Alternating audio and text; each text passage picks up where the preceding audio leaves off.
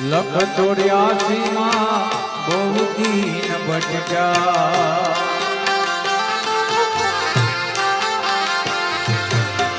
ઘડી ઘડી પશુ અવતારો લખ 84 માં બહુ દીન ભટક્યા